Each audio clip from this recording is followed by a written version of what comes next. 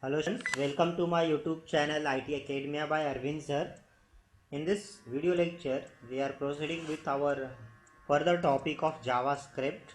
Okay, so previously we see how to use switch case statement using JavaScript. Now we are going to see the loops using JavaScript. Okay, so let's see looping statement in JavaScript. So basically loops are used for the repetition purpose. If you want to print a number start from 1 and it ends with 10, 100, so it's very difficult to print one after the number while writing print etc. So basically we use loops. Okay, there are three types of loops available in JavaScript. Okay, the first one is for loop. First we'll see about do for loop, okay, while loop, and third one is do while loop. Okay, so basically we'll see the loops. Okay, let's start. While creating programming logic, we need to execute some statements repeatedly. So iteration refers to the execution of statement or a group of statements of code for a fixed number of times or till the condition is satisfied. Okay, unless and until your condition becomes false, then only your statement gets terminated. Otherwise, as when a condition will be satisfied, the statement is going to be continued. The condition should be the Boolean condition. Boolean means true or false. If it is true, it will execute. If it is false, it will come out of the loop. Some commonly used JavaScript looping statements are, so we'll start with the first one, that is for loop. So let's see, this loop executes statement as long as condition becomes true. Okay, condition becomes true. Controls comes out from the loop when condition becomes false. Okay, so as soon as the condition becomes false, it will comes out of the loop. When condition is true, your statement is going to be execute. So what is the benefit of for loop? Is that it combines initialization. Initialization means start. For example, I equal to 1. Where to start? You have to start from somewhere. Then condition. What is the condition? I is less than equal to 10. I is greater than 10. I equal to 10. What condition you are putting? And the loop iteration. How many times, how much time you are going to increment or decrement your loop? 1, 2, like that, as per our requirement in single statement.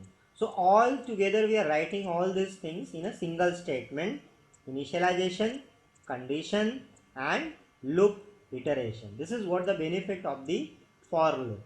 Okay, so let's say the syntax of this for loop. So let's the syntax is for, in bracket you have to write initialization, semicolon, condition, semicolon, and then iteration. Okay, so statement block, in bracket we have statement block, means whatever the statement you are going to execute, that you have to write in this curly braces in between this. Okay, so let's have an example based on this. Okay, first see the explanation part and then we'll see the example based on this for loop. Okay, the statement within the loop may be a single line or it may be the block of statements. If the statement within loop is a single line, then the curly parenthesis is optional. If it is a single line, then it is, if you want you can have the curly braces, otherwise it is not required, it is optional. Here loop will be executed repeatedly as long as the condition is true. Note that if condition always true, then loop would be executed infinitely. So after some execution, condition becomes false. So initialization is assigning initial value to the variable, okay, which executes only once. Execution of initialization, when you are initializing the value, means you are starting, you have to start from some number, no? I equal to 1 or I equal to 10, like that. So and then the condition is checked. Loop will execute statements in statement block till the condition is true. When condition becomes false, control is transferred out of the loop and it will execute remaining program. Iteration means increment or the decrement value of a running variable.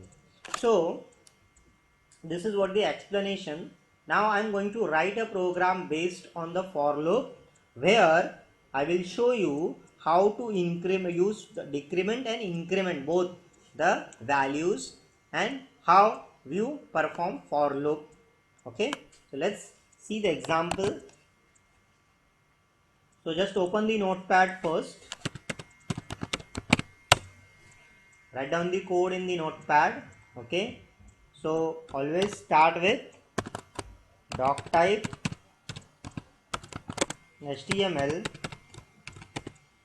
Okay, then what you have, head, after that write down the title, in title write down the for loop, close the title tag. Okay, now close the head tag.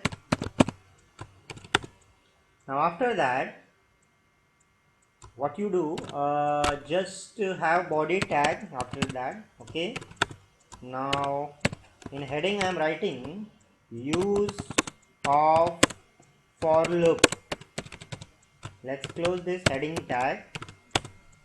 Now after that I will use script type equal to text slash JavaScript. Now close this. Okay, now what we do, we will write the JavaScript code over here.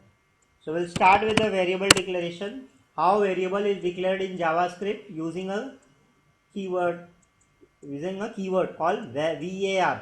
I. Don't initialize any variable in this, because in for loop itself I am going to declare the variable. Okay, so let's see the syntax. For initialization means I equal to 1. Then condition. So condition is I is less than and equal to 5, semicolon, I plus means the increment of 1. After that what I am going to print, so I am going to print, so whatever things you have to print, you have to use document dot write. Okay, so let's write what you are going to print. So I am printing the value of 5. Close this, then close this. After that close the script tag, script, close the body tag, script close, body close, then close the HTML tag. Okay, let's save, Control S, save this program in our HTML folder that we have created. Save with for loop dot HTML. Now let's open this folder to see the output. It is for loop. Let's see where is the for loop. This one. Just open this with Google Chrome. So this is the output, use of for loop. Okay. So thing is that all the numbers are coming one after the other. Now I want these numbers one below the other, next line. So what you do, just use the BR over here. document dot write down in double quotes br tag. Br means break the line. Okay, so because it's compatible with the HTML, so the things will come next to the this one. So 1 2 3 4 5. So let's see the working of this program. So we have started with an I. Okay, we started with I equal to 1. So initially the value of I is 1. Okay, so I is less than 5 until I plus plus, it will going to increment. Let's see how it works.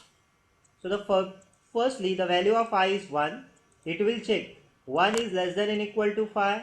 Yes. So it will print the value of I. Okay. Then next it is going to increment the value of I by 2. Right? Increment 2. So 2 is less than or equal to 5. Yes. Condition is true. Then it will print 2 next time. Then value will be incrementing 3. Right? 3 is less than or equal to 5. Yes. So it will print 3. Next 4. 4 is less than or equal to 5. This will print 4. Next 5. 5 is less than or equal to 5. Yes. So it will print 5. Next time it will increment and the value of I plus plus becomes 6. I becomes 6. 6 is less than or equal to 5. No. False. So it will come out of the loop. Okay. It will come out of the loop and the output you will get as 1, 2, 3, 4, 5. Okay. So in this way your for loop is working. Okay. So this is for increment. Now suppose similar program I am going to use for the decrement also. Okay. So what you have to do, you have to write this as I equal to 5. Okay. I is greater than equal to 1. This condition you have to change. Yeah? 1 and the value is going to be I minus. Okay. Because we have to start with 5. Value condition is what? When it is less than 1, then it will come out of the loop. And the value is going to decrement by 1. So let's see the effect of this code. So it is not showing any value. I curly braces. Sorry. This curly braces is required because 2 statements you have written. Okay.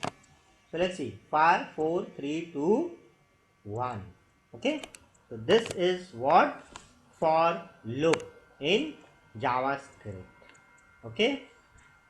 So just practice this example along with the explanation. Explanation is very simple. You can write this explanation with your own language. Okay. Okay. So just execute this program along with the output. Okay. We will see for loop.